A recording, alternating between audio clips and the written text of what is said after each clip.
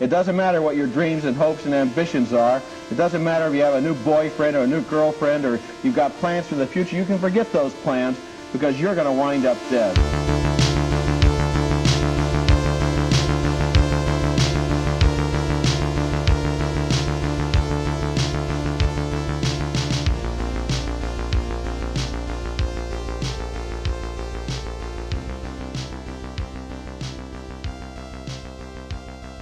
Hello and welcome to a new episode of Decayed Tapes. I am Max Booth.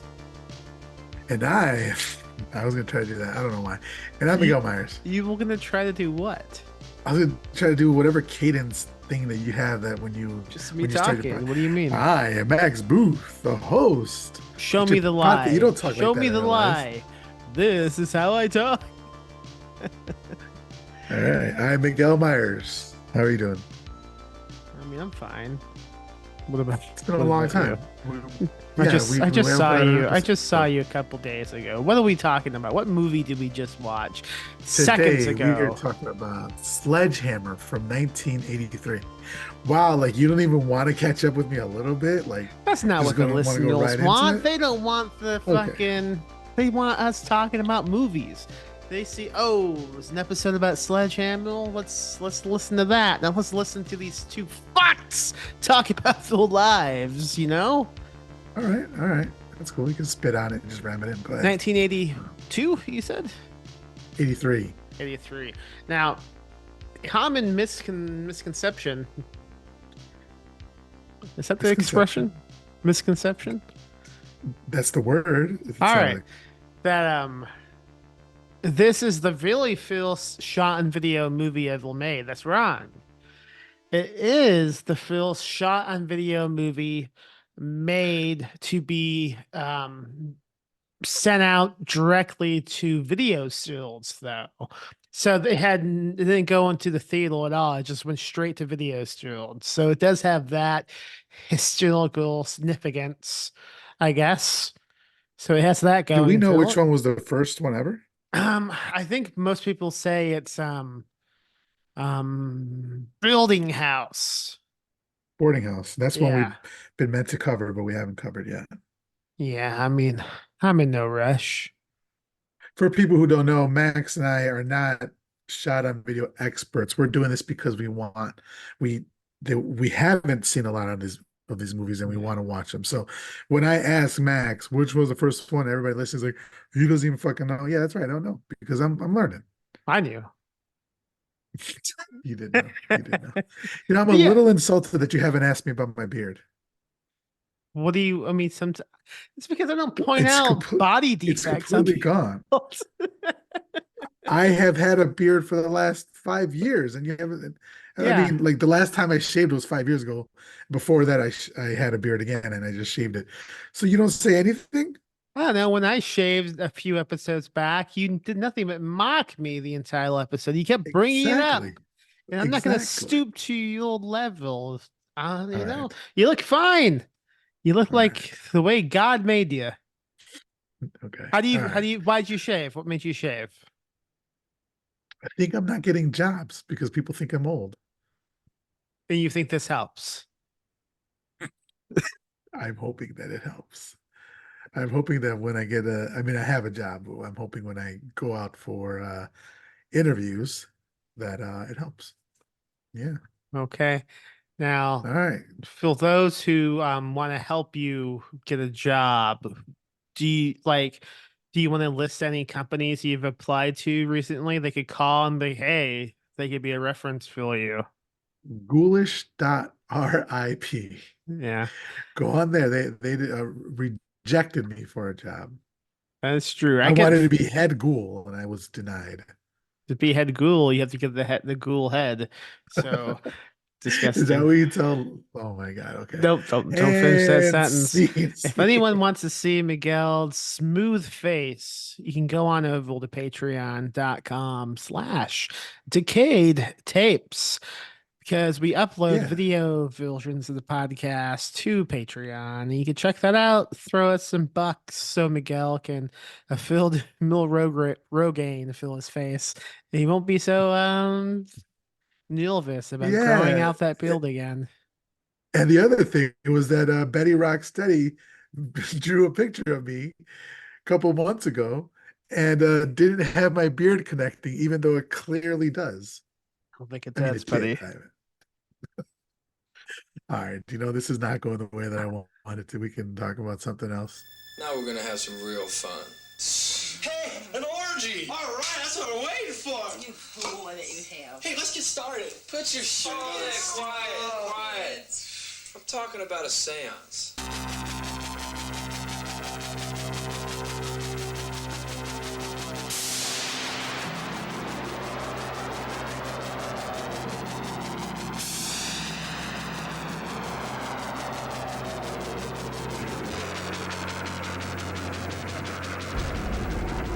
No, Chuck, no! I think this is the 10th episode now, or something like that. Okay. After watching Sledgehammer and all the other movies we've watched for the podcast so far, have your opinions on shot and video changed at all? Do you like shot and video at this point? Or do you dread every episode? I don't dread every episode. I go into every movie thinking that I'm going to like it, that I'm going to enjoy it. Some of them are real stinkers. I think you and I perhaps have a difference of opinion on this movie. Oh yeah. I don't think we're very far off. I don't think we're very far off, but I think it wasn't as much of a slog for me as it was for you. But I enjoy the fact that we're watching these movies because as I've been in horror my whole life and I've been hearing a lot. Like I've always heard of Sledgehammer and I've heard of some of these other movies like Video Violence, and I'm glad I'm seeing them. That being said, a lot of them aren't as good as I thought they were going to be, or even as fun. Some of Yeah. these would be great crowd movies, I think. But as the experience of just one-on-one hasn't been as good as I thought it was going to be. We But I am almost happy we that almost watched Sledgehammer together a couple of days ago, but then you got too nervous and you said never mind. You tricked me into going over to your house. You brought me into this attic that you live in, and God with damn it, and that I live in. with the plan of watching this movie so we could podcast. But then, as is about to load, you say, "You know what? Let's not watch this right now." And then you prank me by showing me this video game you love. I ended up just playing a game with you all day. It was wonderful. Wasn't it a great time? It was pretty good. It was We pretty had good. lunch together. We went to a bookstore together. We Yeah. came back. We gamed. Then we went to get some chocolate. And we had Then we second had lunch. sushi. I guess that was Second dinner. lunch. It was a wonderful day. It was a wonderful day. It was pretty good You sushi. played Dead by Daylight. You played Yeah. Dead by Daylight, it's a great game. I am addicted to it. And you got your ass kicked as Bubba. You played as Bubba. And when I said Bubba, I feel like you didn't know who I was talking about. I knew. I just reject that name. It's not a good You don't name. like Bubba? They don't even call him Bubba in the game. He's just called the Cannibal. Yeah, well, because the licenses are weird that way. Like the license for Halloween, it doesn't say Michael Myers, it says The Shape. That's a better name And anyway. yeah, so I don't know all the licenses. But anyway, yeah, you played two games as killer, one as a Bubba and one as Michael Myers. And I think you had fun. I think you could be a good killer. I would love. I mean, this movie was practically like a Dead by Daylight type of adaptation, Yeah. wouldn't you say? No one was doing any generator repeal, but I mean, who wants to watch that in a movie? Well, in a game Yeah, for that I, metal. well, I do. I love my Gen Simulator. I love it so Okay. much. But yeah, so we watched Sledgehammer, and um, let me talk about it real quick. It was written and directed by David A. Pryor, Rest in peace. and rest in peace, passed away in 2015, I believe, and stars his brother, Ted Pryor, and a bunch of other people. I will say with Ted Pryor, he had a kind of a career in the 80s and 90s, and just like B and C horror and action films. but he was a pretty good actor. I liked him. And then He reminded yeah, me I of think one that of was it. those Iron Claw brothers who died tragically in that wrestling dynasty family. He had a bit of a Von Erich vibe to him. I want to see that movie. I haven't seen it. It's pretty I'm good. not familiar with their story. It's a But I won't spoil anything. Go on. all right, the plot, the tagline or whatever the story is that a young boy murders his mother and her lover with a hammer. 10 years later, a wave of teenage murders plague the same. It says area, but it's literally the same house. It's the same two rooms because this is shot Yeah. it's shot in the director's apartment. And one of the biggest challenges he had was making it look like a multi-room house. It's just two rooms. That's it. Really? Yeah. Okay. So I found that pretty cool, the creative way they redecorated the rooms. I think they did a pretty good job with that because it was like hallway, room, and I thought there was other rooms, maybe a closet, but yeah, I guess just different angles. Yeah, fooled me. It still didn't seem like a very big house. No. One thing I hate in a movie is when it fools me. The movie makes me feel like a fool. I don't like to be tricked. That's why you hate magicians. I do hate magicians so much. Yeah. Does the slasher in this movie doesn't have a name?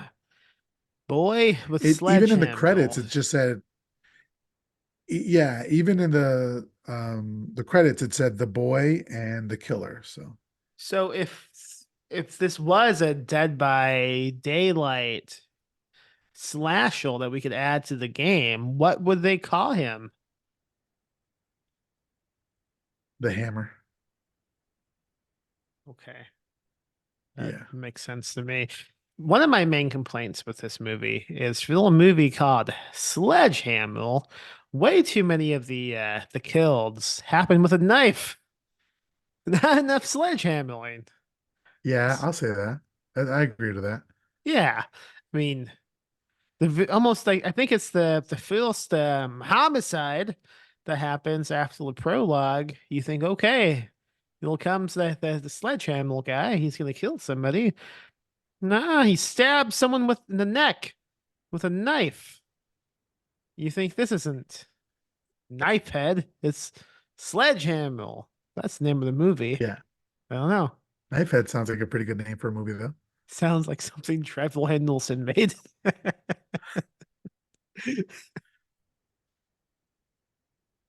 All right, so we want to get started talking about the movie. I've been talking about it since we began. All right, we typically do scene by scene. Do you not Let's feel do like it. doing that for this one? We definitely can. Only if we talk really slow during some of the scenes. Yeah. So this movie, if you love slow-mo, which means slow motion for the people who aren't in the industry.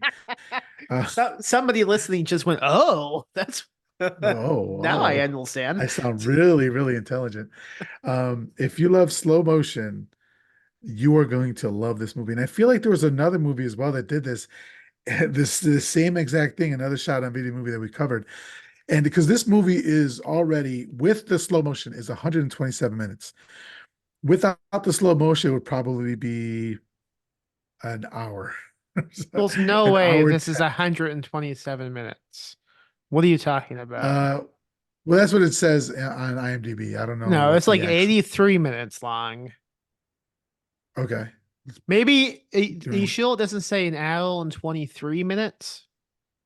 Hour 27 on YouTube. Okay, but you said Sorry, 100. an hour 27 on IMDb. Sorry. Okay, you said 120 minutes, meaning 2 hours. Sorry. An hour Wow, and 27. wow, Yeah. wow. We need to fucking establish a consistent way we talk about the lengths of movies because we're going to confuse somebody. If we're going to go in expecting a 2.5 hour long Sledgehammer movie, it's not even 90 minutes long. We're going to be I disappointed. would like to formally apologize to our 3 patron members and the director of this movie, David Pryor. Nope, he's dead. He's looking And the down star upon of this us movie, in heaven. Ted Pryor, who's Shaking his head. probably listens to this. Yeah, He might be. I'm sorry. The An hour Pryor 27. Bros, they made some movies. They made a bunch of movies that I haven't seen. Maybe future eps of the Yeah, podcast. I don't know. yeah. If they're shot on video, I'd be down. I Um, think Ted Pryor was he was pretty good. So I mean, he was built, he was svelte, he was a fucking god, a blonde god. I'm telling you, he's a fucking Von Erich, bro, from the movie Yeah, Iron Claw, and also the real life tragic incident of the Von Erich family. he was actually in Play Girl like a couple times, like 3 or 4 times in the 80s. He's one of their most popular pinups. Oh, do you still have those issues, or did you get rid of them? No, I still have him. Nice. You'll have to show me at some point. Def Um, Definitely. I didn't click on his profile. I didn't know that, but I believe it. I mean, he's walking around with a fucking dump truck of an ass, just going, "Hey, it's me." I feel like good looking That's bristle. Makes you wonder that's so what interesting. I didn't makes notice the ass. It was all upper body for me that I was looking at. He was not wearing a shirt. yeah, I mean the whole thing was like if The I had whole to everything, the whole draw an Olympic god, that's probably what I would yeah, draw. yeah, I I can see mean, that. also like if you like sat down Adolf Hitler and said, "Okay, who do you visualize right now as like the prolific human?" Pretty sure we would also get this man. You know, I don't know if he has blue eyes 'cause I was too busy staring at the abs, Oh but you know yeah, what? A movie that was made in the same time frame that I think he would have been better for, excuse me, um, Adventures in Babysitting. He could have Phil. been Thor. Yeah, Yeah, because they already had Vincent D'Onofrio on that, but I don't feel like Vincent D'Onofrio was a good catch for that. yeah. I. What do you think David Pryle was jealous, or do you think he was blessed with the same genes? I don't know. I don't know. I don't know. I read an interview with David, and he briefly there's a few interviews I read with him, and he doesn't really talk about Sledgehammer too much, besides the fact that he thinks it sucks. He didn't Hmm. like it. It was just his way of trying to prove that he could make a movie essentially. He just wanted to Mhm. get something made. He Yeah. even I did read something where he admitted that one of the things he hated the most was the fact that he had to stretch out the movie with slow motion because it wasn't long Oh. enough to be a feature-length movie, which is really clear, like almost immediately. And you think, oh, okay, I guess we're just going to slow out this one, we're going to stretch out this one scene, and hopefully that's it. Sadly, not. We get so many instances of slow motion and sometimes just freeze frames, which some would argue is the slowest of slow motion. Just like pictures, right? Pictures are the slowest form of video. Exactly. Yeah. Yeah. I'm going to have this Exactly. entire episode in slow motion. For folks listening, go to the play speed and the settings of your podcast app. Click the setting to be slow motion, 0.5, or maybe, I don't know, 0.0. Is that right? I don't So know. don't play it. So don't play the video. Don't play the Hit podcast is what you're pause. saying. It's a freeze frame. I All didn't right. like this So movie. I can tell. I can tell. I can tell. Let's just get into it. So there's a cool intro with the word sledgehammer being broken by a sledgehammer. Feels kind of advanced for shot on video. I was pumped Uh, when I saw this. yeah, but then to see the names in the camcorder font, I was like, oh, okay, we're back to camcorder quality. We haven't done one of Um, these episodes in a while. I haven't watched a shot and video movie in a while. But there's something about about putting one on and getting a long opening credit scene with like a synth scroll playing. It's like seeing the sign of the street you live on after coming home from a long road trip. It's like, okay, this is what I'm meant to be doing. Watching shot and video movies and having a bad time. but I love the description because it does feel like coming home again. Yeah. Yeah, we do get some synth on here, some real deep synth, which is great. We open on a small cabin, white picket fence in the mountains. It's really idyllic. Suddenly we hear screaming from the inside. There's a mom. She's like yelling at her son, and she throws him in the closet. It's slow, but the first instance of slow motion we get. And then my first note was here. This slow mo was too long. It was like she throws him Closet. in the closet and then walks. So, but the process of throwing him in the closet, I think that started the slow mo, and then she Uh-huh. starts walking away, and it was like 2 or 3 minutes, maybe, maybe exaggerated, but it was long. And I ended up putting whenever slow mo would start, I did do because I saw it on YouTube. Did you see it on YouTube? No, I saw it on Tubi, and I tried looking for a playback speed setting. I couldn't find one. Yeah, I saw it on YouTube, and there was 2 times. So whenever slow mo would start, I'd hit the 2 times. But yeah, so I think the excuse me, I slow did think it was a little too mo slow here. was most like gratuitous in this scene because like she's just locking a deadbolt. And who wants to watch somebody lock a drill in slow motion? Not me. Maybe Not you me, do, not me. Miguel. Uh, No, but then suddenly it's we're switched to the mom. She's in a negligee.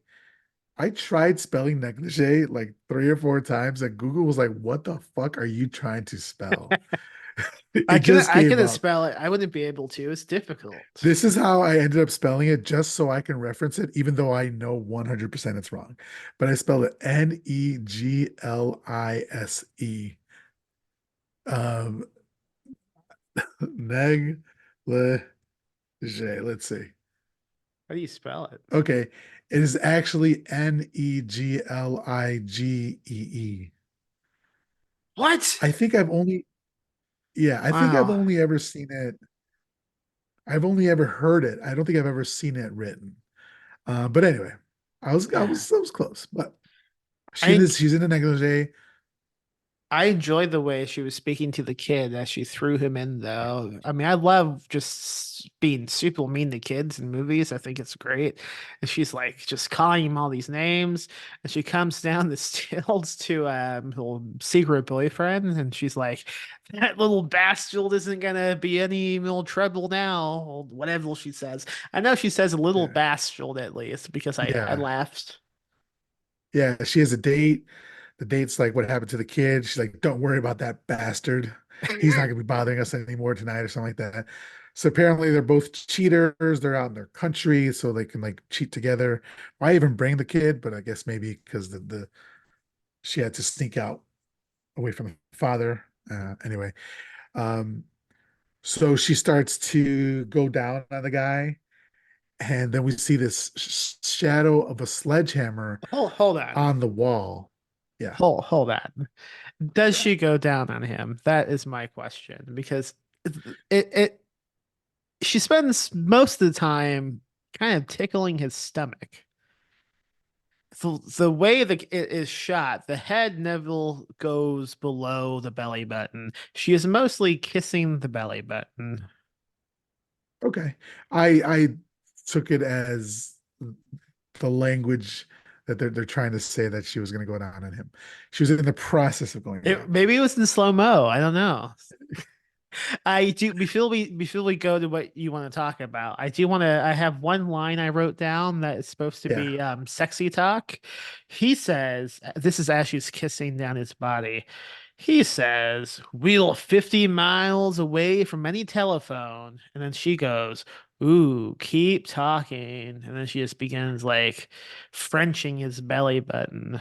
I found that pretty Yeah. erotic. Yeah. Yeah. It was pretty good. Uh, that's good. You done? You done with Kink Corner there? Okay. So then she gets down on her knees at the very least. And then the music ratchets up. We see the shadow of the sledgehammer on the wall. And then again, we get slow-mo of the hammer to the head. And right before it's about to hit the head, it cuts to a mannequin head, right? And that gets hit. And it looks pretty good for shot on video. I I mean, it's liked just it. a mannequin head, a fake head getting hit. It was cool. And then we get some more slow motion of the mom. She's pleading and crying. She's on the floor. And then the hammer comes down repeatedly and blood stains the wall. And then we fade to red. Do you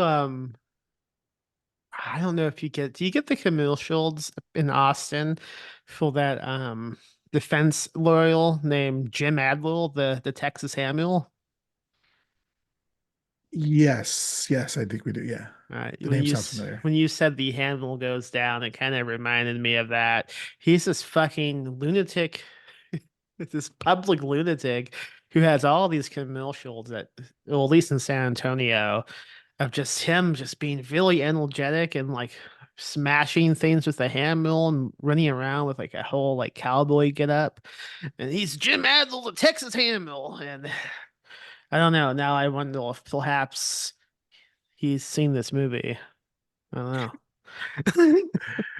know. We have one. I've seen it on 35. I've seen his ads on 35. But Yeah. we have this one law firm. It's like 444 or like Call the Fours or something like Yeah, that. yeah. That's really fucking annoying. I hate all those guys. I'm Um, gonna send you a video and I want you to watch it. right now or later. That's probably a bad time to do it now, huh? Okay. All right. Maybe not right now. So then we get title says 10 years later, and we get it's the same cabin, and there's this van full of like college kids, right? You would say these guys are college kids. I guess so. Yeah. Yeah. Or they're partying, they're unloading. At one point I was like, how did all of that fit in there? And I think maybe it was a little joke that they were doing I had the because there same was note. so much shit. Yeah.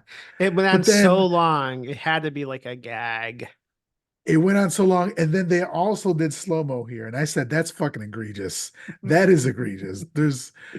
I understand having to use slow-mo or using slow-mo in parts like in the horror parts or whatever, but like watching somebody throw a bag onto a pile in slow-mo was crazy. It was wild. It was a bad choice. Yeah. But I understand what he said. It sounds like the director was aware that they were trying to make it. I understand that. I'm just commenting based on the reality. So then we meet. So at the very beginning, towards the end, I started to get their names. At the very beginning, I was like, oh, there's like 7 or 8 of them. I'm not going to remember any of their fucking names. Yeah. So at one point, like at the very beginning, I thought this dude's name was Jack. But towards the end, I was like, oh no, it's Chuck. So here in my notes, it says Joni and Jack are arguing, and like she's apparently there's something going on between them. He's like, I just want to have fun for the weekend and just forget everything else. Yeah, But then, it's really vague. You don't really know what's going on. yeah, they'll address it in a bit. But then some dude takes the van to work on the transmission. So they're kind of like stuck in this secluded environment, which makes sense because you know what you said, the sexy talk was he said we're how many miles away from 50. 50. So they're Yeah. by themselves. And it Yeah. comes up to play a little bit later as to why they don't leave. Yeah. So I think at the very least, they do have a reason why these guys aren't leaving. It's nice to have like a concrete, um, unbreakable canon to a movie established, you know? Like the people who made this movie, they thought things out pretty well. I appreciate that. Absolutely. At some point after this, one of the because like you, I don't know who is named what. I know who Chuck is, but that is about it. Someone, a man, I believe, is going through what I believe is an attic and just like throwing around loose mattresses. What's going on with that? Yeah, John. I found his name out later. John. He's like, oh, I want to check out the place. It seems kind of sketchy. Nothing comes of it. He actually, I put a note in here. He goes and goes to the barn and is like pulling things, and he like finds something and he pulls it, and then the shot ends there, and then it fades to Yeah. black. Nothing ever came of that. So I was like, oh, okay, maybe something, but maybe he'll end up missing and they have to go find him. Nope, he shows up in the next scene drinking a beer and being a fucking asshole dick to his wife or his girlfriend or whatever. So many of these scenes end in like an unexpected freeze frame. It's almost like a jump skill when it happens. Because no matter as many times as it does happen, I always never suspect it. It's kind of spooks me. And this is a good Yeah, example of it. Just why did that yeah. happen? Why was that the transition choice? I don't know. And so here it's just kind of like building Chuck and Joni's relationship. They go for a walk and he's like giving her noogies. I was like, what the fuck? Every movie we have seen, the dudes are the absolute worst fucking human beings because he even like he's pulling her hair and messing with her. I get it. Like you just joke around a little bit, but like adding up everything that he's doing, he balances his beer on her head.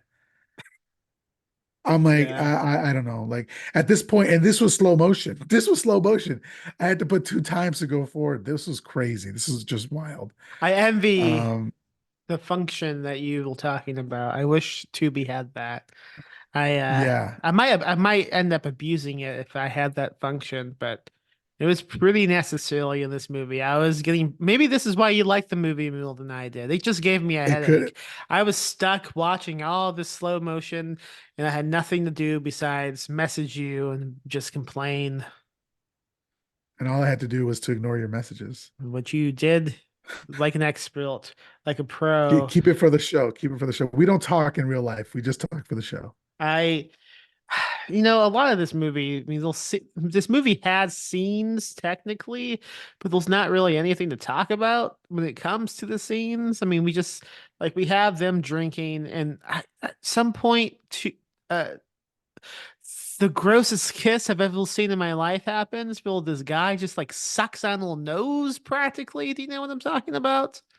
Yeah, I think it's John to his girlfriend. Yeah, it's just everybody's partying and drinking and falling off chairs, disgusting makeout sessions. That was my notes.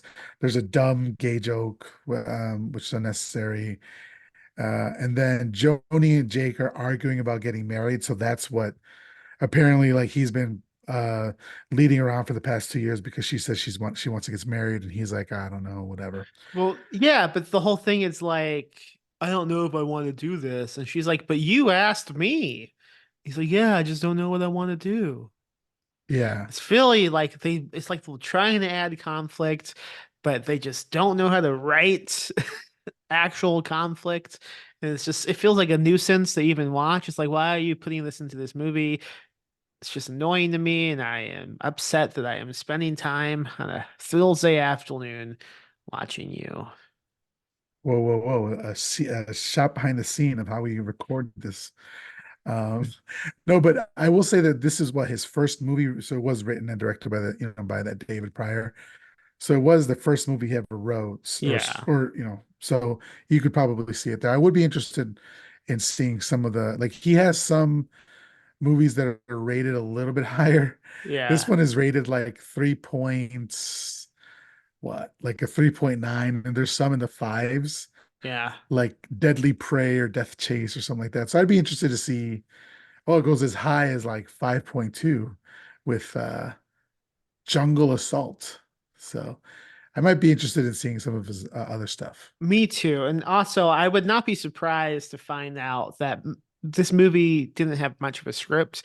Like the scene that we were talking about, where they were bickering about not getting married, didn't even feel like they were reciting lines. It just felt like, okay, we need you guys to have a fight about this. And they didn't even rehearse. They just decided to wing it and just come up with something and film it. That's how it felt to me. And it's just, That's I completely agree with you, and how it. That's one of my major pet peeves with these shot on video movies, and it happens in a lot of them, is whenever there's more than two people in a conversation, they're all just talking over each other and like being loud and yelling. You can't really decipher out what's happening, like especially in a party scene or something like that. And I understand that in general, like maybe that's how people talk in real life, but I don't think it's conducive to a film experience, where like 3 or 4 people having conversations and they're just all jumbling across each other because it just does, you just know that this is a throwaway scene. You don't have to pay attention. right. Yeah, Yeah. And that exactly. definitely happens in The this reason movie. you just gave is like you can kind of zone out right now because nothing essential is going to happen in this scene and possibly any of the scenes. Yeah. So later we see one of the guys, Chuck, I think we see Chuck playing his guitar with his shirt off, which is definitely necessary. Playing it in slow Just showing. motion. He's in slow motion. playing There's this some, fucking instrument in slow motion. Man, really upsetting. and then we get these like it's interspersed with shots of possibly something being ominous, but we don't really, never really pans out either. Um, later at dinner, there's Wait, this yeah. I have a note before we get to the food section because I watched this on Tubi, and Tubi has commercials, and it inspired a game idea I want to throw at you. I'm gonna tell you the name of something that Tubi advertised on one of the commercials right in this section. And I want you to just to try to guess what it could be. Okay. Okay, this is the thing. It could be a movie, a show, a documentary. I actually don't know. I couldn't figure it out. I think it's a documentary. It's called The Drug Lord's Hippos. This is something to be advertised. The Drug Lord's Hippos. What do The you think drug that could lord's be? hippos. Yeah. A documentary on Huh? some hippos that a drug lord owned, and then after he got um sent to jail or something like that, the hippos were still alive or something. Yeah, man. Pretty much. All right. It's a guess the Drug Lord. Oh, I don't El Chapo? No, his name begins with Pablo. What's the Oh, last Pablo name? Escobar.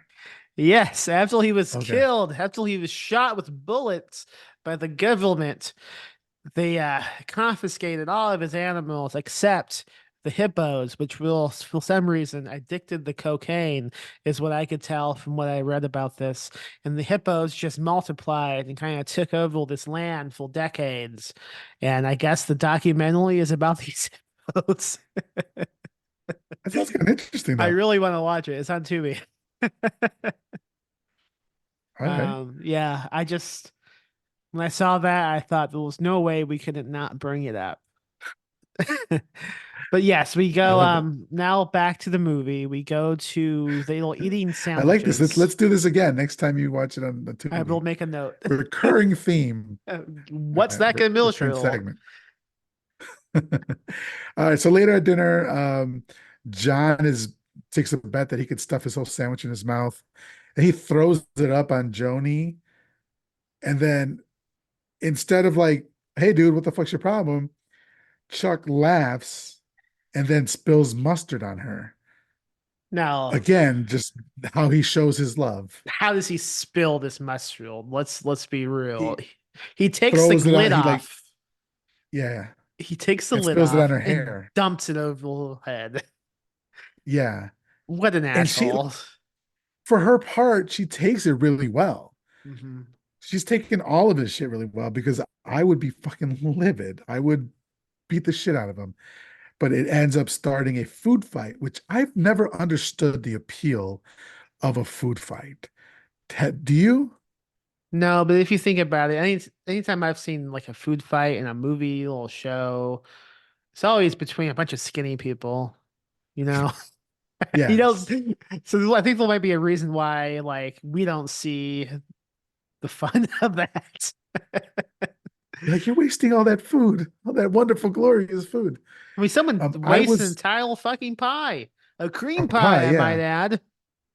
You don't waste cream pies, all right? You slurp that up. You savor Oh, it. you savor it. I was not involved. I was on the sidelines of a food fight in high school once.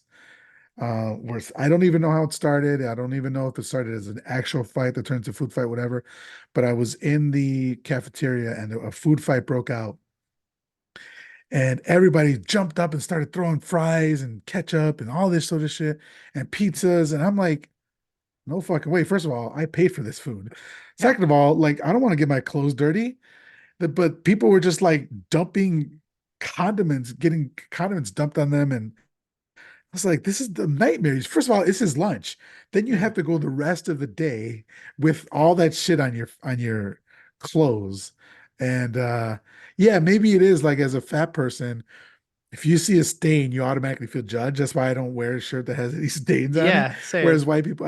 Whereas skinny people can wear shirts with all stains and holes and not give a fuck about it.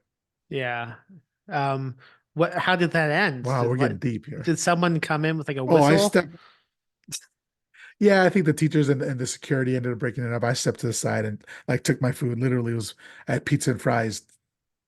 Stepped up, stood up, got to the side and was just eating my thing. I was like, Yeah. I wasn't gonna fuck with it.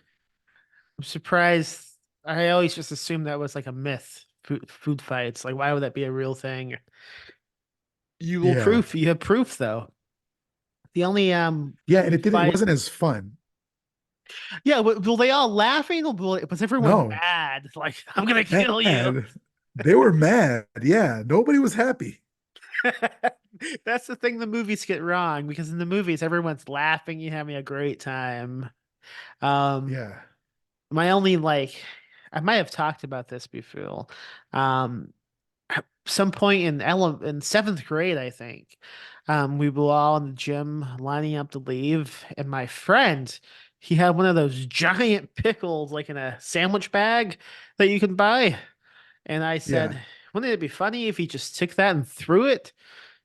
And he said, "Yeah, it would be." So he took it out and just flung it as like held as he could, and it was almost like we were watching it in slow motion as it just flung across the cafeteria and landed tip first into some guy's eyeball. And that guy just dropped to the ground and began sobbing. And my friend and I quickly left the cafeteria and don't know what happened to him. But I've always enjoyed that memory because I can still see it just flying like that, just hitting him. And then everything going quiet and then occupied by the sobs of a man, of a child who just got hit with a Child. pickle in the eye. How do you go on from life after that? I don't know. How do you forever be the child, the person who got hit in the eye with a pickle? I don't know how you come back from it. I mean, I feel okay talking about it. I didn't throw it. If anything, I would get like whatever they trailed Charles Manson with, you know? I just kind of egged somebody on to do it. I'm innocent. I've hit nobody with a pickle. He still got life in prison. Yeah, but he got some pretty sweet record deals, right? Maybe I could sell some books. He did okay. Good old Charlie Manson. I mean, okay, Fucking wow. love it. Now I'm in prison, and all of these ladies want to be my wife. Oh, what a life I live! And now I get What do to you think sell Lori has to my say about that? pennies. Oh, you think she's listening to this? You think my loved All right. ones chill about what I do? All right. So it's in the movie, it's girl talk and guy talk. They're just like talking about how little or how much they get laid. And then so we get some more slow-mo of one of the girls walking to the shower. Well, I'm sorry to stop you, buddy, but there's a few things from these conversations we have to dissect. I'm I was sorry. hoping to I was I'm hoping to sorry. go. Okay, go right ahead. I have one section pointed out from each of the conversations. So on the female side of the cutting back and forth of these sex talks, one of the ladies, she says that her boyfriend likes to have a mask on during sex, and someone jokes about it, and then she says, "Oh no, not on his face." Is she implying this guy had sex with a mask on his penis? Is that like the joke? And if so, I think so. is she just talking about a condom? What is she talking about? Yo, do they have condoms with like designs on them? You know what I just thought of? One of those mad What? balls, like those zombie faces on the head of a Yeah. condom. That'd be terrifying. Or if you have you ever seen Brain Damage? Yeah. Like Elmer? Uh-huh. Elmer from Brain Damage, like in I a don't know. condom form? I don't know. I would be so fucking good. That's crazy. That's crazy. Ghoulish should expand to I forget the name for Dental dam. condoms. Dental shield. Um, I don't know what she's talking about. Prophylactics. Yes, that Is was that the what you're build. saying? Yeah. Prophylactics. Yeah. Any ideas? I think it was just a dumb joke where like I could see that. I know of a person, I'm not going to say names, even though they'll never list this, but I know of a person who would wear the Batman mask while having sex, On his like a dick? full like cowl, no, on his head. Oh. But like his girl knew that so he's really into Batman. His girl knew that he was into it and was like, "Do you want to wear the mask one day for sex?" Yeah. He's like, "Hell yeah!" And so they fucked with the mask on, and I could see if there was any way for him to do it to put it on his dick as well. So I don't. What Dudes are weird. did he do the voice? I don't. Don't I don't know. I should ask him.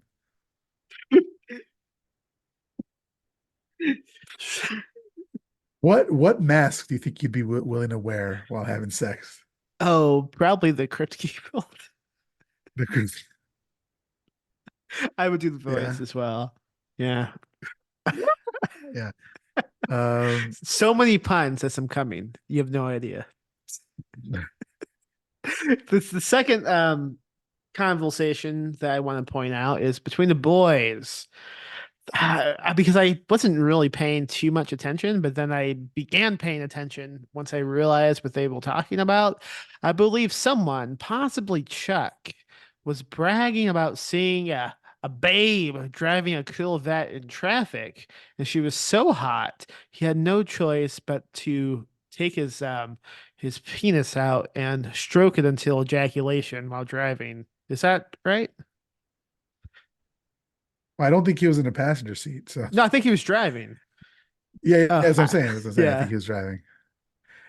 Yeah, I think perhaps he was exaggerating a bit. Hopefully, that's dangerous. Don't do that. Can you imagine? No, I can't. Okay, those are the two things I had pointed out. Okay. So we get some more slow-mo of this girl walking to the shower, and there's a dude in the shower who's dead. He's hanging. She screams. Suddenly, he comes back to life and he says, "Boo!" And it's a practical joke. I don't even know who this is. I forget who it is. Doesn't matter. I don't know. Yeah. He's the guy who's like teamed up with Chuck to do all these practical pranks. Okay. Yeah, that guy. He doesn't really get any I don't know his lines or name. anything like He that. says he has a good Yeah. line though. He says boo, and she goes, "Boo! What the fuck? Why would you say that?" And he goes, "I couldn't think of anything else to say." I thought that was pretty funny. I think Joey. I think his name was Joey. I don't know. So, but we do for the first time we do see a sledgehammer in the hallway. So we know something's not right. And it's like Then vanishing, right? It's like going in and out of existence. perhaps I'm not sure if I noted that. I was looking down taking notes, so maybe You didn't pause it? no, absolutely not. This movie Uh, kept going. In fact, I sped it up. he did the Uh, opposite. the opposite. So then we find out. So Jimmy and his girl, I think her name is Mary, kind of talk, and we find out, or yeah, no, Carol. I think her name is Carol. They're talking. He's like shy, whatever. At night they have a séance, and this is kind of a cool scene. I did like this scene. Me too. There, yeah, because Chuck, Ted, played by Ted Pryor, actually does a good job of setting the scene, having good ambiance. They have it's dark, there's a candle, and the way that he's delivering his lines was good. Hmm. And they Um, have what's his face like above them with a radio going, with a little playing a recording to fuck with them, right? Jimmy, yeah. Which it wasn't clear to me. Maybe it sounds like it was more clear to you, but I wasn't sure what the fuck was happening because they were going back and forth from this scene to Jimmy. Like they never were on Jimmy when. So essentially, what they do is they call quote unquote call upon the spirits, and then some of the spirits start talking. They never cut to Jimmy when he's supposed to be talking. It's always him afterwards, like reacting to what he just did and like cracking up. So it's like, it's a tape. He's playing a tape. That's oh, what's is that playing. what's happening? Yeah, he's playing a tape of a Oh, spooky okay. voice who I don't know who it Okay. is. And yeah, but I did skip ahead slightly because before we get to the spooky voice, Chuck he tells the other kids what happened in the prologue of the movie, and you would think, okay, yeah, he has to let them know about these killings that happened. But I was so mad. They do flashbacks of the prologue. We are exactly a half hour into this movie, and suddenly we have to watch the same fucking prologue again. Also, still in slow motion. There's no additional footage. It's the same fucking scenes that we just saw, the same dialogue, the same slow motion. A half hour from watching it, we get to watch it again, and I was really livid when this happened. I could tell. I could tell. It's like at the beginning of Silent Night, Deadly Night 2, where they don't do a recap of the first movie. They just show you the first 40 minutes of the movie. Oh yeah, It's kind of like that. I haven't Yeah. seen it. It's wild. Yeah, it's wild. The first 40 minutes of um Silent Night, Deadly Night 2 is a recap. It's a 40-minute recap. It's wild. I It's would the be whole movie. so mad. I would be livid. Yeah. I would be fucking outraged. But if you do like a double bill or back to back, when it comes to Silent Night, Deadly Night Part 2, you can literally just skip 40 minutes and then the rest of the movie is worth it because it's wild. You could either do that, But or you could stop watching the other movie early. oh yeah, just not watch part one and just watch. Yeah, yeah, Yeah. exactly. Yeah. So then he does say that the bodies were found later by hikers. Their bodies were crushed, pounded to a pulp. They could barely identify them by their teeth, but that they never found the boy.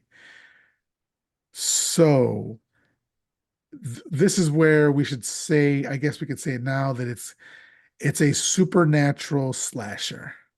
Yes. And I we've had almost I almost asked you, was this the Phil supernatural movie we've done? But we did do City of the Vampires, and Vampires will yeah, supernatural. But besides that, yeah, and besides the Halloween movie we saw, which I don't think counts as like a movie. right, right. Yeah, but this it was a supernatural slasher in the vein of like Nightmare on Elm Street or Chucky, that sort of thing. Child's Play, I should say, or Candyman. Um, so I like that they were a little bit out of the box here, that the killer wasn't just some random dude. I did like that part. Me too. Me too. Yeah, so they said the ex-husband was the suspect, and so the Something I reason don't why, Something I was thinking about though is so they don't know what happened to the kid, but like the slasher is like the kid as a ghost essentially. What do you think happened to him? He yeah, that's what I was going to say. I don't know because later on in the movie we do see that he opens the door. One, I think it was Chuck, opens the door to that closet, and we see the skull of what we assume to be the child, right? Yeah, so did he But so just he go died as back a in child, to the closet and die of starvation and no one found him? right? Because if that's the case, Or how did he unlock the closet and bludgeon these two people to begin with? yeah, This movie's full of flaws, man. yeah, it's a plot holes there, but um, and then also he died as a kid. Why does he come back as an adult killer? He could have been the first Chucky. I think it would have been great if they kept it as a kid killer. I agree. Uh, He kind of goes back and forth between kid and grown up yeah, though. yeah, yeah. I Yeah, it's kind of like it's got like uh Friday the 13th vibes mhm, with Jason. really So dreamlike and like no actual rules to what's going on. I'll say later on we do get a scene of him as a kid, and that was my favorite scene of the movie. Maybe we'll get to that in a bit. okay. Um, right now we get What's going on? Oh, the So Chuck is seance. the seance, yeah, and basically he says tonight we're gonna find out who it was that killed them. He calls out to the spirits and commands them to rise. Then we get shots to the house, and suddenly the lock unbolts. That lock from the closet unbolts. So I think, and then it says, "How dare you command? How dare you to command me?" So this was that a tape that you said that they were playing. Joey was playing from downstairs or whatever. Yeah. But do you think though that this actually awakened the killer? Yeah, I think what is meant to be a prank actually conjured this Okay. spirit. It like So it's kind backfires of on like them. Night of the Demons or Evil Dead or something like that. Yeah, that's what I think is going Okay. on. Okay. And then we do see some feet, the feet of the killer coming down slowly, down the steps with the sledgehammer. And then they're continuing the conversation, the seance. They're like, we only want to know the secret of what happened. And they say we can only tell one person, and then they choose John. Only John can hear the secret. And then they say that they want to drink John's blood, and John's not with the shits. He's like, fuck that. While this is happening upstairs, which doesn't make sense because we saw the killer going downstairs, but whatever. Upstairs with Joey, he gets a knife in the throat Knife. all the way through. No, Yeah, that's knife, like you're sledgehammer. saying. Did he Not hit with a a, sledgehammer? Come on. yeah. Come on. But then so he goes all the way through, and then the killer does drag him with the knife, like the other side of the knife, It's and pretty was like good. pulling him across the floor, which that was a great visual. It is cool. I admit that. I'm just grumpy that we don't get sledgehammer action. But they do make great use of the knife. I will admit that. Yeah. So It's like making a movie what is it? called The So Texas Chainsaw Massacre and not using a chainsaw for all the kills, which is exactly what happens in that movie. It feels like no chainsaw deaths now that I think about it. yeah, well, Does anyone there's one die from a gore. fucking chainsaw in that movie? I don't think so. Oh, but he gets himself really good at the end there. He does. That's why I don't use Yeah. chainsaws. I'm afraid that would happen to me. You just do axes to your legs. You ever fuck around with a sledgehammer? Yes. I Yep. have. I once. We had this old couch that we didn't want, and we were trying to throw it away, but the trash truck wouldn't take it, so it was just sitting on the street for a long time, and no one would take it. And my solution that I came up with was I took the sledgehammer we have, and I just beat it to a pulp in the street to all these tiny pieces, and I stuffed them into the trash cans. It took me all day. Just beat Is this it. your current location? Yeah. I just beat this couch to tiny pieces with a giant handle. I forgot about There's that so until much, right now. many more efficient ways you could have gone about that. Name one. Drop it off at Goodwill. Nah.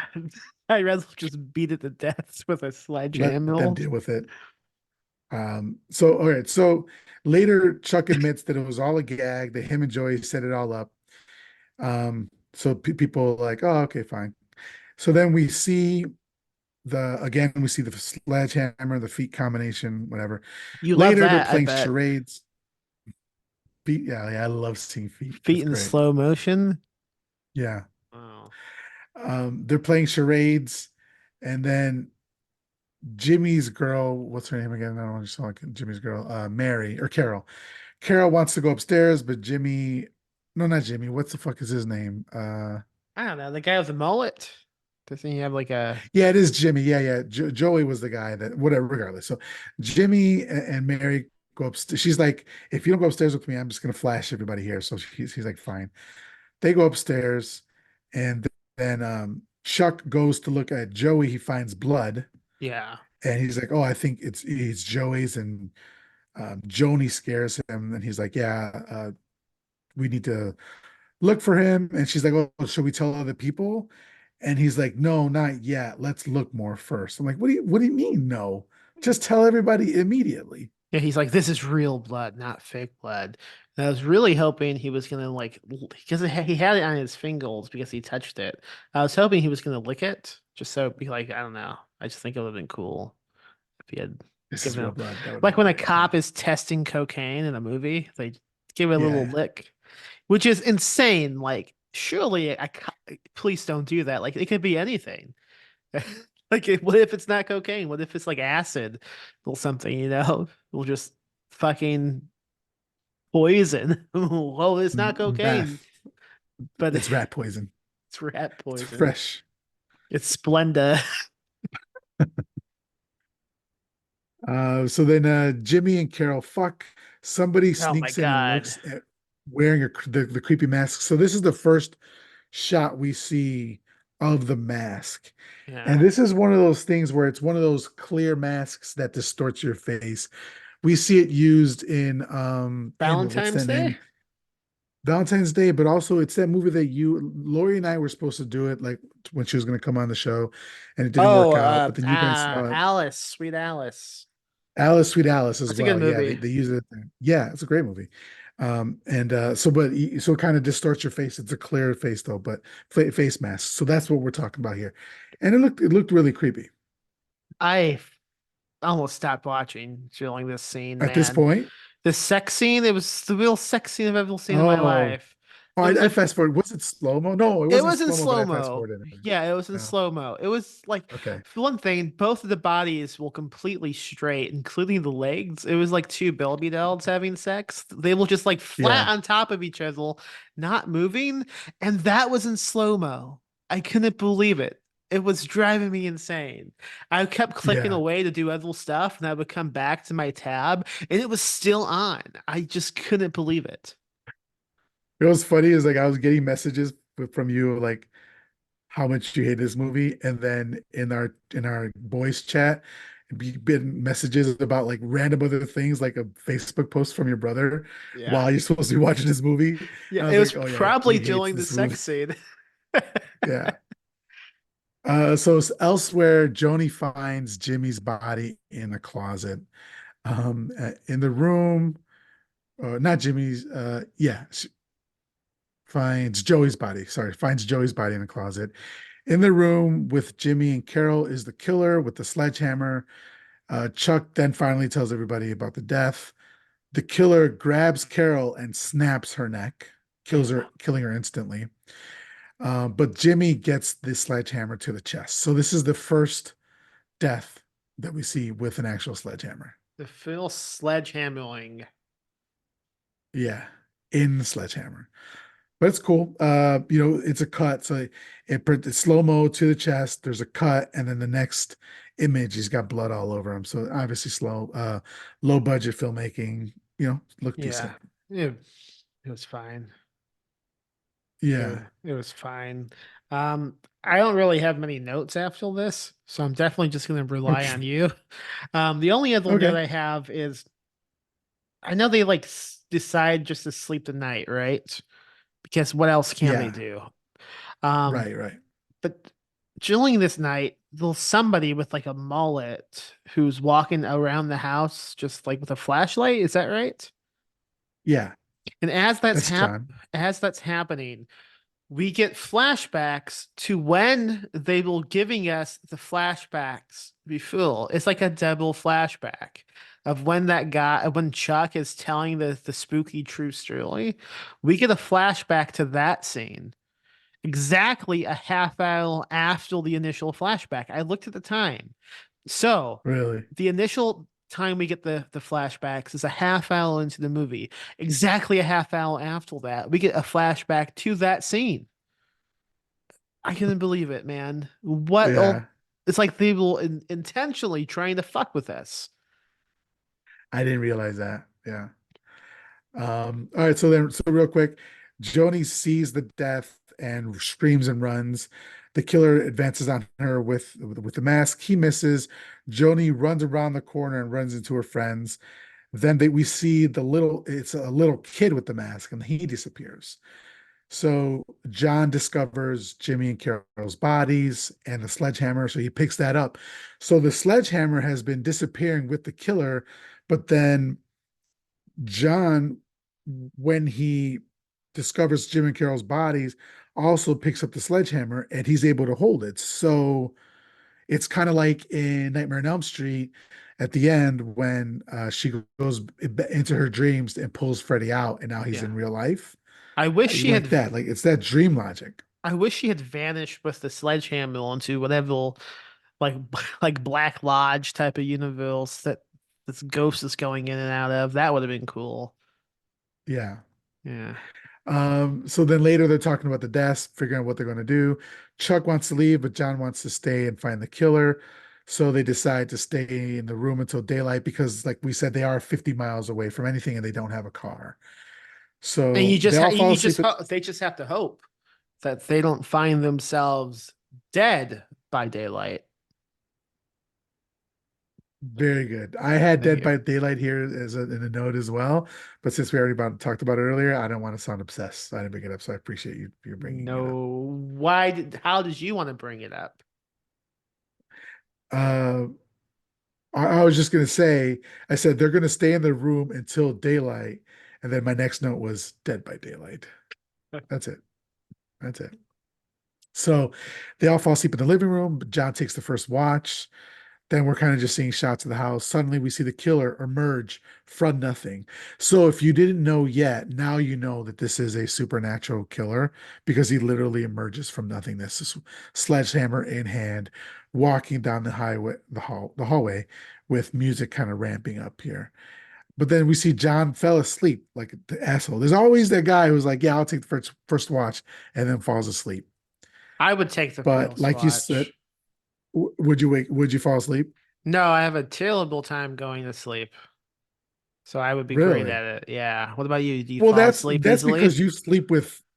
I fall asleep immediately. I can't do You try that. to sleep with two dogs in your bedroom. That's why. Yes, but okay. Well, my Yeah, wife, she can fall asleep immediately and she's sleeping in the same circumstances. yeah, that's true. When I lay down, Uh, everything that I am behind on milk wise just begins attacking my brain, and then I go crazy and I can't go to sleep because suddenly I'm wide awake. It's like, oh my God, I am disappointing everybody in my life and I should kill myself. So that's why I can't sleep. Max, don't kill yourself. I love you. Okay, go on. You're not disappointing me. So he does go to patrol the house, like you said. He goes and grabs a knife from the sink. Then we get a voiceover of the story of the people being killed, like you just said. And then John goes up the stairs in the attic. There's more voiceover. He goes in the hall and sees a little kid, the little boy, who then runs into the room and locks the door. John follows him and asks the kid to open the door. John is suddenly transported into the room with his knife. This I was thought this was cool. really cool. Yeah, I love Yeah, this because scene, man. it's like, oh, you're just fucked. This is his house. He Yeah, controls you and everything around you. What did you think? I loved it. Yeah. Yeah, because it's like it's now no longer just a slasher or supernatural slasher. It's more like a dream state sort of thing. It's really like um It's like a Freddy in the playhouse dream realm. almost.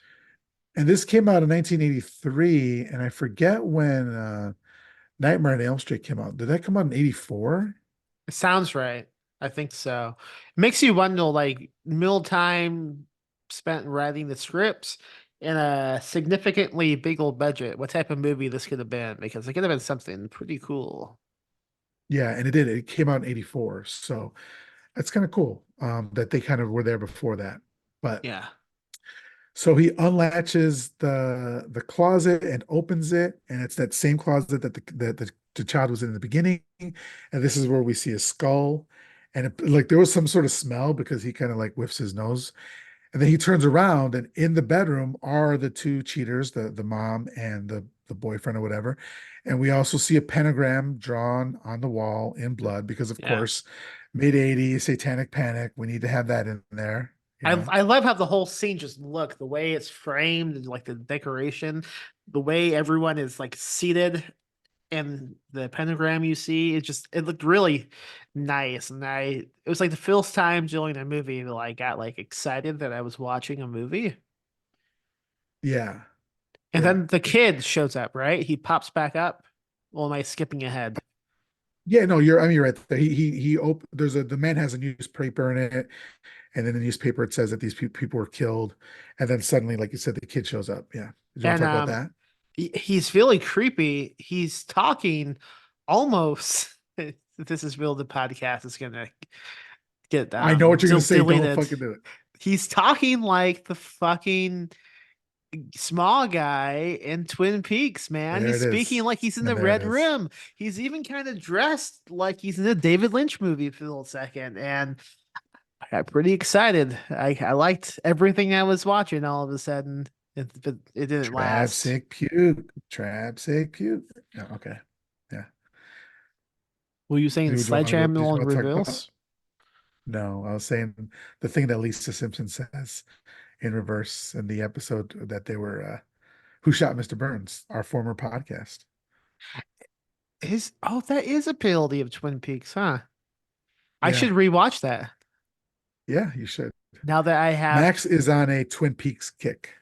I haven't kicked it, but I have watched them all, and it didn't occur to me until right now that those two episodes of The Simpsons, well, Twin Peaks inspired. I'm gonna have to go back and watch them now that I am a Twin Peaks fanatic.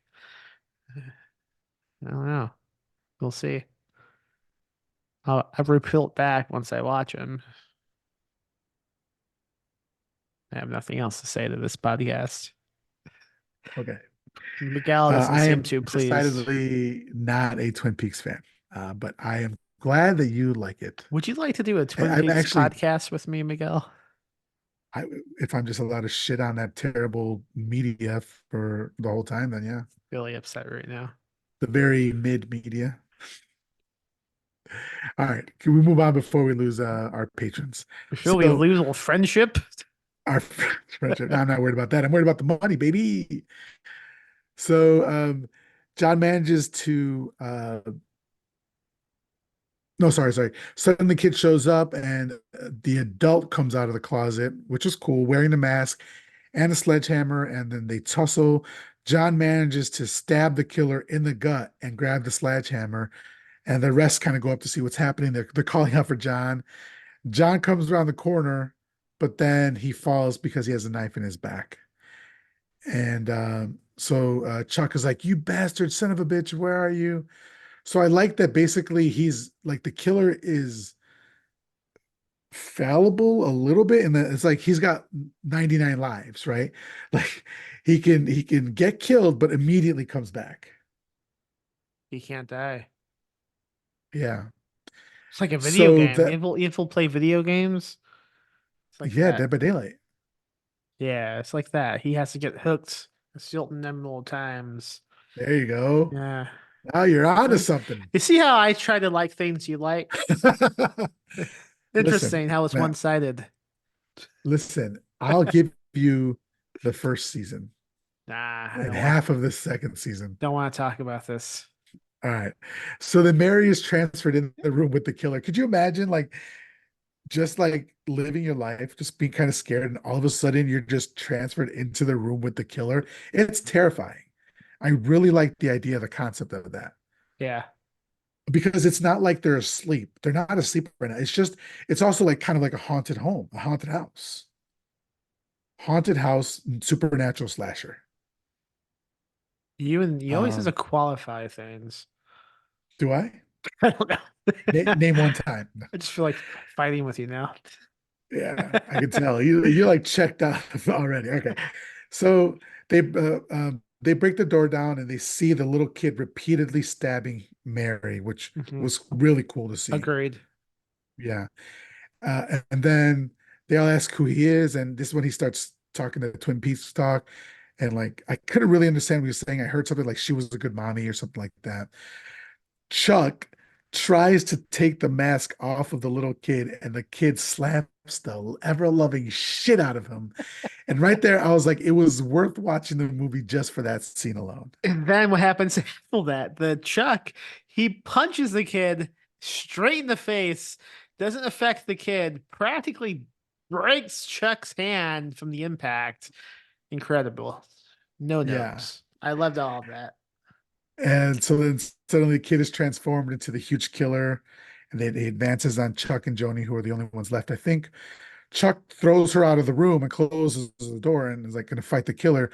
She tries to break back into the room. I'm like, no, bitch, lady, person, I'm sorry. But he like gave his life for you. Run away, right? At least Yeah. get out of the house. Because we know, who knows that maybe the killer can only go as so far as the house, right? Yeah. But she just like, so anyway, so the killer repeatedly slams Chuck against the wall. More slow-mo here. And then the killer slowly again goes after Joni. She stumbles across a body. It's that body of Jimmy or Joe. I think it's Joey, whatever. Yeah, But he's I hanging in a couldn't keep closet track now. of who these people were. Yeah. The one with the knife in the neck. And then the killer appears again, chasing her. The killer gets in the room. Joni hits him in the knees, like to bring him down, and then in the back repeatedly with like a bat or something like that. And then she's trying to get out of the window, can't make it, and she kicks him in the ghost balls, which affects him. Ghosts have balls. Ghosts have balls, and you can hurt them. And this was one of its That's where the P lives. is, I think. Yes, yes. That's where the So she runs. ectoplasm is. That's where it comes from. So when you got slimed by Slimer's coming from his penis. Yeah. Okay, that's hot. That's actually kind of hot. I dig You it. know, I would bet almost any amount of money that's also a Ghostbusters parody with that scene in it. Like a porn parody? Yes, I'm sorry. Yes. Yes, yeah. You watch almost exclusively porn parodies, right? I mean, why not laugh if I'm why not laugh? If you're not laughing when you're coming, you're doing it wrong, It's like you're right? wasting time. Why experience one amount of joy when you could have two different types of joy at once? Yeah, that makes sense to me. Yeah, I Yeah. live by your motto. Yeah. So she runs and tries to hide, but the killer is in slow motion pursuit. Um, she slow-mo plugs something into the wall and slow-mo connects it to the doorknob. And the killer slow-mo touches the knob and slow-mo gets ghost electrocuted. So ghosts can be stabbed, kicked in the balls, and electrocuted. But so he's electrocuted, but almost immediately reappears in the room. This is it may or may not have been done well, but or executed very well, but the thought of it is terrifying, What? right? Because this is just like Michael Myers, but just handled in a different way. Yeah. Michael Myers, you do all this shit to him, and he keeps on coming, and that becomes a little bit unrealistic. Even though I'm a huge Michael Myers fan, it does become a little bit unrealistic. Whereas this, it's a ghost, and you're like, yeah, you're not going to kill a ghost, right? Yeah. So there's really nowhere to go. What would you do? Kill myself, cry, Same. go into in a ball and cry. Same. But she runs to the kitchen looking for a weapon. She grabs a cleaver and she turns around and plunges it into his shoulder, which does absolutely nothing. And he pulls it out and she runs. And we're almost at the end here. The killer is above She her. should have shouted, "Leave it to Cleveland," and then stabbed him with it. That would have been cool. Don't you think? I'm happy that you interrupted me for that. That was worth it, I think. Hey, what did I say? If I'm gonna come, I'm gonna laugh. Wait a minute. That means so the killer is above her, about to hit her with a hammer when Chuck appears, our hero, Chuck, our golden god, our golden Adonis, and attacks him, punching him over and over again. We get like this mask POV. But the killer does manage to overpower him. But in the process, Chuck grabs the hammer and smashes the killer in the mask with it. The killer goes down, face all bloody. So it's kind of like a zombie where you're supposed to shoot it in the head. Yeah. Apparently, with this killer, you're supposed to hit him in the face with the sledgehammer to kill him. So Chuck so the killer goes down, face all bloody. Chuck goes to check on Joni. The killer kind of convulses and dies. It's all bloody, blood on the wall and everything like that. The two walk out of the house as the camera pans to the window, and we see the little boy as we hear a musical sting, and then the movie ends. So, Yes. what did you think about how the killer was actually killed? You mean like in the prologue? No, I'm sorry. How he was dispatched of at this point. I think it makes sense that you would have to hit him with the sledgehammer that he uses as a weapon. That felt logical in the scope of things. But Yeah, it kind of felt like a know nothing type of ending with the kid still being in the house watching them, unless it means like now he has to spend an little 10 years growing up again, which would be funny. yeah. But yeah, I like the idea of the house being haunted and the house doing what's actually doing the killing. Still leaves a lot to kind of be like, what the hell happened? Like, what happened to the kid? Did he? I would understand if they were like in the beginning, no, because how that I was gonna say he got locked in the closet and he died because the parents got killed or the adults got killed. But wait, so let's go back to this. Yeah, let's break it In the down. beginning, did the boy kill the parents? Don't know if he killed the parents, how? Because he is locked in the closet, and the fact that the closet is still locked a decade later implies he died in that closet, and nobody ever checked it once they found the bodies of the mom and the mom level. So he died and rotted away in this closet. So who did the initial bludgeoning? Did he die like Right. immediately? Did he just like fucking slice his throat the moment he was in the closet so he could emerge from his flesh like an angel? I don't know. Yeah. Huge plot hole, kind of like how Jason is the killer in part two, you know. What do you mean? Um, what do you mean? What do I mean? I haven't seen it. Well, but now you got to see it. Come on my show. My Horror Confessional. New episodes drop every Friday. I have a guest come on and talk about one classic horror movie that they haven't seen. What's the one with that Curly Feldman? Is that two? Uh, uh, 4, 5, and 6. He's in I three of think them. he's Well, in 3 of them. those Yeah. one of them will like his face comes on, his mask comes off, and he has like a maggot face. I've seen Yeah, that yeah. one. I don't remember. Have you not seen Are you being serious? Are you fucking with Yeah, me? no, I've only seen the original ones a long time ago. I have almost no memory of it besides Kevin Bacon being stabbed in a bed. And Okay. then I saw the one with Freddy in it. And I saw Jason versus one Freddy. with Okay. Curly Feldman. I haven't really seen much of this series. It doesn't interest me that much. But do you remember who the killer is in part one? Yeah, I know it's his mom. I've seen Scream. Yeah, yeah, yeah. So then in part two, he comes back. He's the Hmm. killer. Jason's the killer, Yeah. but he died as a kid. So how is he the killer So why is he a in grown up? He the should be part a two? child. Exactly, Do you exactly. age in death? That would suck. Yeah. The whole I point used of to think that you're, loving death is you stop aging. yeah. And I used to think that your nails kept growing after you die, but you didn't. You just become dehydrated and your nail beds or get pushed back. Yeah, I know. So it looks like they grow. Yeah. I'm talking to the You guy wrote a whole who, book about it. yeah, that's right.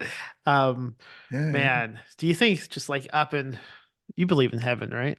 No? What do you believe in? Do Absolutely. Yeah. you think like the Lindbergh baby is an old man right now up in heaven?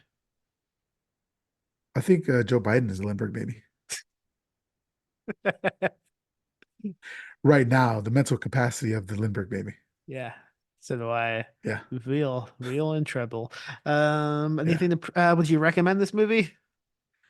So yeah, so we don't rate, right? But No, we just um recommend or we don't recommend now. yeah, I would recommend it. I would recommend it if you watch it on YouTube and fast forward through the slow-mos because I did that and it was bearable. And it was fun. Like some of the concepts were fun. Okay. Would you recommend? Yes, but just no, you'll full a lot of slow motion. That's really aggravating. especially if you have other things you rather be doing. So This is one of those movies, like if they were to play it at Terror Tuesday with the slow-mo, what I think would end up happening it'd be great. is that people would start giggling Hmm. and cracking up, and the longer it went, they would be laughing longer. And then at some point, people would be giggled out and it would still be slow-mo. And they would Yeah. start to get uncomfortable. And then that Yeah. happens 3 or 4 times throughout the movie, at which point everybody's like, I'm done. I'm fucking done. I wish we had watched it together like we had planned. I think we would have had real fun. I watched it in the lobby of my bookshop and I was not having fun like I wish I Yeah. had. But I liked the Twin Peaks kid scene. That was pretty cool. That was mostly all I Yeah. liked about it, to be honest. So Okay. maybe I don't recommend it actually. Yeah, it's not a recommend for me. All right. So we're a regular Siskel and Ebert over here. Who's who? I'm the one who does the thumbs up. I don't want to be evil. I actually don't want to be either one of them. But so recommend. Would you recommend? Or sorry, do you have something similar to this that you would tell people to watch? I do actually. Only it came to me as we were talking about like the whole haunted house aspect of it. I would recommend a book called Just Like Home by Cyril Gailey. Oh, nice. Yeah, Thank you. I read that one recently. It's really good. Yeah. Um, I would recommend if you like this and you haven't seen like a movie like in a similar vein, would be like supernatural slasher, like a Tourist Trap. Have you seen Tourist Trap from A long 1979? time ago, yeah. Yeah, I don't recall much about it though. yeah, that's also a supernatural slasher, or even something like I mean, Child's Play, like we talked about a little bit. Hello, Mary Lou, Prom Night 2, I love that great. movie. Love So it. yeah, so supernatural slashers are great. So that's it for the episode for me. Is What there would anything you want you to say? like to promote? Anything to promote? Yeah, My Horror Confessional, like I said, podcast comes out every Friday. And I have a Patreon as well if you want to support me there. Our Patreon, you get the Zoom videos and all that sort of stuff, extra stuff. I am working on a comic book that will be coming out at Ghoulish Fest.